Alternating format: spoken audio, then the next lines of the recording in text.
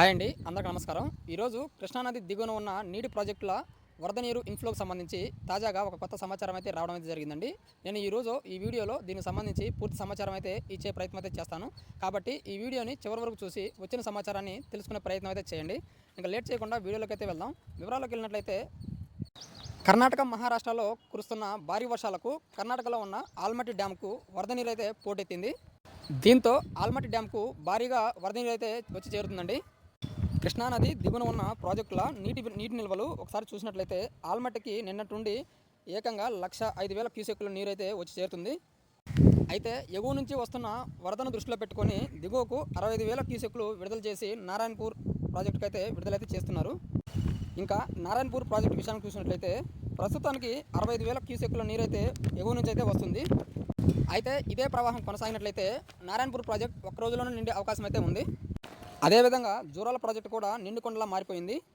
మరోపక్క తుంగభద్ర ప్రాజెక్టు విషయానికి వస్తే నిన్నటి వరకు 28,000 క్యూసెక్కుల నీరు ప్రవాహం ఉండగా ఒక్కసారిగా వరద నీరు పెరిగి 49,000 క్యూసెక్కులు వరద ప్రవాహం అయితే ప్రాజెక్టులోకి అయితే ఇన్ఫ్లోగా అయితే వస్తుంది.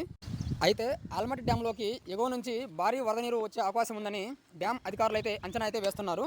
ఇదే వరదగైనా గత 2-3 రోజులు కొనసాగినట్లయితే శ్రీశైలం పైన ప్రాజెక్టులన్నీ నిండే అవకాశం అయితే ఉంది. తద్వారా శ్రీశైలం జలాశయానికి ఆల్మట్టి, నారాయణపూర్, జూరాల, తుంగభద్ర ప్రాజెక్టుల నుండి భారీగా ఇన్ఫ్లో వచ్చే అవకాశం ఉందని అధికారులు అయితే అంచనా అయితే వేస్తున్నారు. ప్రస్తుతానికి శ్రీశైలం జలాశయంలో విద్యుత్ ఉత్పత్తి కోసం 31,000 క్యూసెక్కుల నీరు అయితే విడుదల చేస్తున్నారు. అదేవిధంగా నాగార్జున సాగర్కు శ్రీశైలం నుంచి 19,000 క్యూసెక్కులు నీటి ఇన్ఫ్లో అయితే వస్తుంది.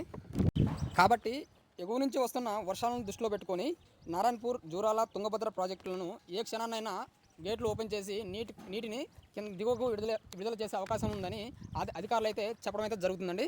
దీంతో తెలుగు రాష్ట్రాల్లో ఉన్న రైతులకు ఖరీఫ్ సీజన్పై మరింత ఆశలు పెరుగుతున్నాయి. ఓకే ఫ్రెండ్స్, ఇది ఇవాళ అప్డేటు. ఈ వీడియో మీకు నచ్చినట్లయితే లైక్ చేయండి, కామెంట్ చేయండి. అదేవిధంగా ఈ వీడియోని తోటి రైతులకు కూడా తెలియజేయండి. ఇంకా ఇటువంటి కొత్త ముఖ్యమైన సమాచారం కోసం మన ఈ ఛానల్ని సబ్స్క్రైబ్ చేసుకొని పక్కనే ఉన్న బెల్ ఐకాన్ అయితే యాక్టివ్లో అయితే ఉంచుకోండి. కొత్త వీడియోతోటి మీ ముందుకైతే వస్తాను. అంతవరకు సెలవు. Thank you friends.